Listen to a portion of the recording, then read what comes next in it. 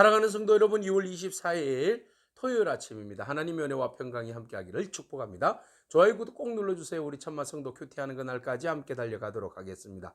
오늘 우리에게 주신 하나님의 말씀은 요엘서 1장 1절에서 12절까지의 말씀인데요. 우리 함께 1절과 2절의 말씀을 같이 읽도록 하겠습니다. 버두엘의 아들 요엘에게 임한 여호와의 말씀이라. 늙은 자들아, 너희는 이것을 들을지어다. 땅의 모든 주민들아, 너희는 귀를 기울일지어다. 너희의 날에나 너희 조상들의 날에 이런 일이 있었느냐. 아멘. 버두엘의 아들 요엘에게 하나님께서 말씀을 주십니다. 이 말씀은 경고의 말씀입니다. 예언의 말씀인데요.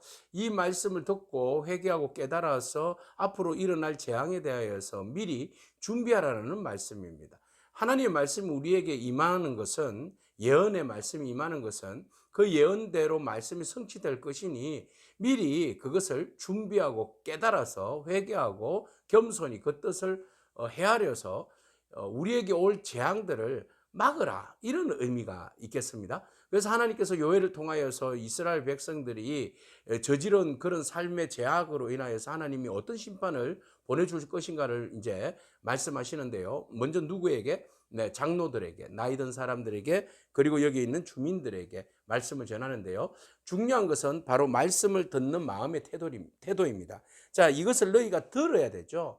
듣고 귀를 기울여야 됩니다. 우리에게 하나님 말씀이 들려질 때, 오늘 여러분들에게 하나님 말씀이 주어질 때에 하나님의 말씀에 귀를 기울이고 듣기 바랍니다. 듣는다는 것은 곧 귀를 열고 마음을 열어서 말씀을 받고 아멘 하면서 그것을 마음에 붙들고 새기고 그 뜻을 따라서 순종하는 것이 듣는 거죠. 우리가 부모님들이 자녀들에게 얘 일어나라, 밥 먹어라, 어디 심부름 좀 해라 하면 네 알겠어요 하고 대답은 하지만, 그리고 하지 않으면 그건 들었다 이야기하지 않잖아요. 너 말귀를 못 알아듣냐, 들으라, 이렇게 이야기한다는 것은 말을 듣고 순종하고 실천하는 데까지 이르는 것을 말합니다. 오늘 선지자 요엘을 통해서 하나님께서 말씀을 할 때에 너희가 말을 듣고 귀를 기울이라, 이렇게 말씀하시죠. 오늘 우리가 주의 말씀을 듣고 귀 기울이는 은혜가 있기를 축복합니다. 자, 그러면 무엇에 대해서 우리가 말을 듣고 귀를 기울여야 하는 것인가? 바로 예언의 말씀인데요.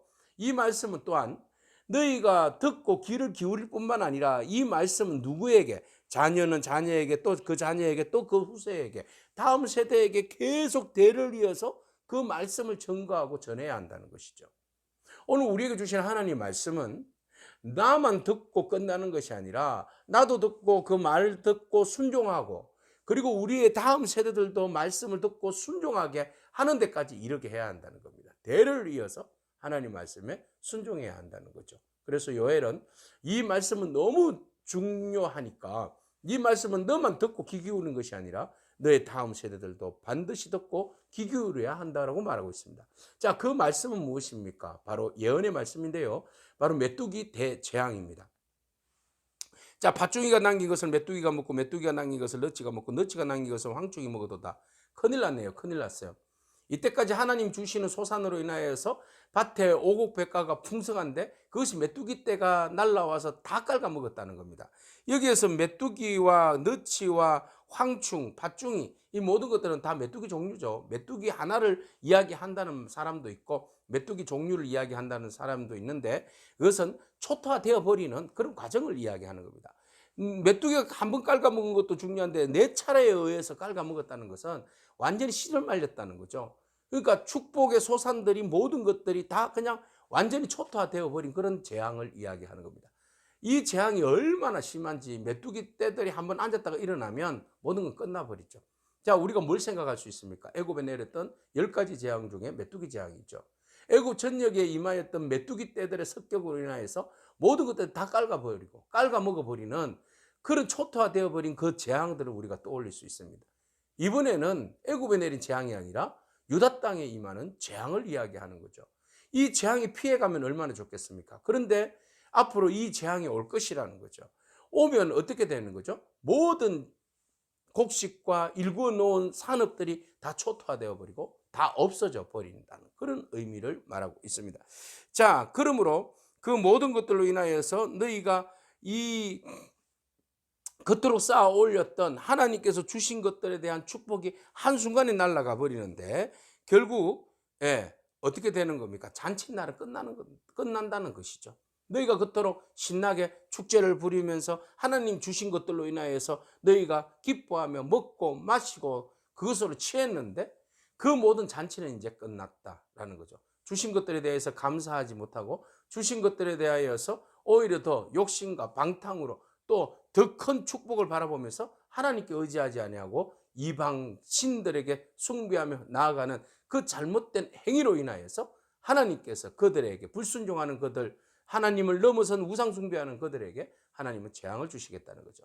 자, 그들이 주신 하나님의 축복을 가지고 어떻게 했는가? 5절 취하는 자들아라고 말하고 있습니다. 깨어서 울지어다. 포도주를 마시는 자들아 너희는 울지어다. 이는 담 포도주가 너희 입에서 끊어졌습니다. 이랬어요. 그러니까 하나님께서 주시는 그 축복으로 인해서 먹고 취하고 즐기고 환락에 빠져 있는 그런 타락한 유다의 백성들의 삶의 현장을 이야기하는 거죠. 그들이 지금 얼마나 타락한 삶을 살아가고 있는지 지금 예언자는 말하고 있습니다. 너희가 이대로 살면, 이렇게 살면 하나님의 심판을 받게 돼 있다는 겁니다. 그런 너희가 방탕하게 살고 하나님을 잊어버리고 사는 그 죄악들 때문에 결국은 한 민족이 땅에서 올라오는데 그 수가 굉장히 많은데 그 이빨은 사자의 이빨 같고 그 어금니는 암 사자의 어금니 같아서 막 닥쳐와서 너희들을 물어 뜯을 것이다. 그리고 내 포도나무를 멸하며 무화과나무를 긁어서 맑게 벗겨버리니 그 모든 가지가 하얗게 변할 것이다. 그토록 풍성하게 자라났던 그 포도나무와 무화과나무 뭐 이런 석류나무 이런 것들은 그 이스라엘을 풍요롭게 하는 그 아름다운 열매를 맺는 나무들 아닙니까? 이 나무들마저도 다 그냥 다 맑게 하얗게 그냥 껍질이 일어나도록 쫓아버리겠다, 멸하겠다라는 거죠.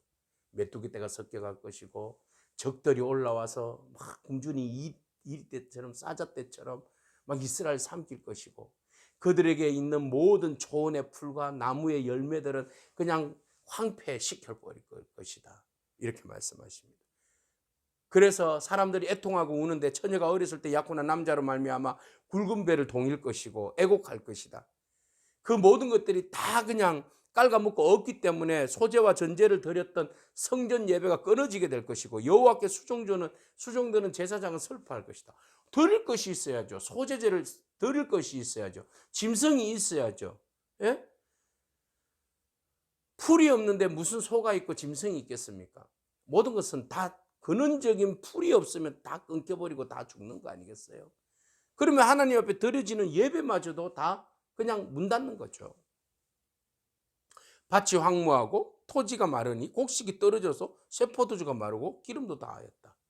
모든 것들이 다 말라버렸다. 재앙으로 인하여서. 모든 재앙의 시작이 메뚜기 재앙으로부터 시작이 되었다. 그 메뚜기 때는 어디로부터 오는가?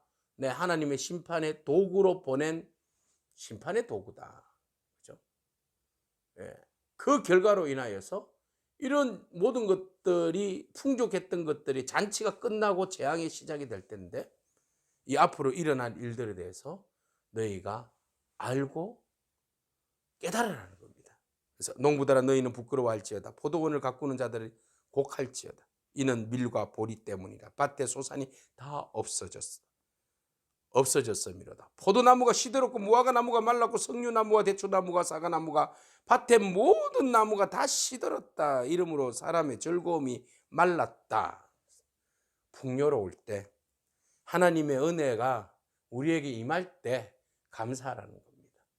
모든 것들이 다 말라버릴 때 통곡하고 울지 말고 있을 때 그것으로 인하여서 감사하고 기뻐하며 하나님 앞에 예배하는 일과 하나님 앞에 감사하는 일과 하나님의 뜻 가운데 온전히 순종하는 일들에 대하여서 제대로 행하라는 겁니다. 오늘 임박한 심판 앞에 요엘을 통하여서 메시지를 주시는 의미가 뭐예요? 네, 이것은 회개해야 한다는 것이죠. 총체적으로 어른부터 자녀 다음 세대에 이르기까지 하나님 말씀 앞으로 돌아와서 회개하는 길만이 이 재앙에서 벗어날 것이고 이 재앙에서 구원받을 것이고 재앙이 임한다 할지라도 하나님께서 그 재앙 속에서도 우리를 향하여서 긍휼을 베풀어 주실 것이라는 거죠. 오늘 여러분, 우리가 하나님의 사랑 안에 있고 하나님의 축복 안에 있음을 감사하기를 바랍니다. 오늘 우리의 포도나무에 열매가 있고 들판에 곡식들이 있고 양떼들이 풀을 뜯는 그 은혜가 있을 때에 여러분, 그것이 하나님의 은혜였음을 기억하고 더욱더 하나님의 은혜 안에서 하나님과의 관계 속에서 하나님을 온전히 경외하고 예배하는, 그리고 하나님 말씀을 듣고 귀 기울이는 그런 은혜가 있기를 바랍니다. 우리가 살 길은 오직 말씀에 순종하는 것입니다. 기도하겠습니다. 주님 감사합니다. 임박한 심판 앞에서 요엘이 부르짖는 메시지가 있습니다. 그것은 바로 회개하고 주께 돌아오라는 것입니다.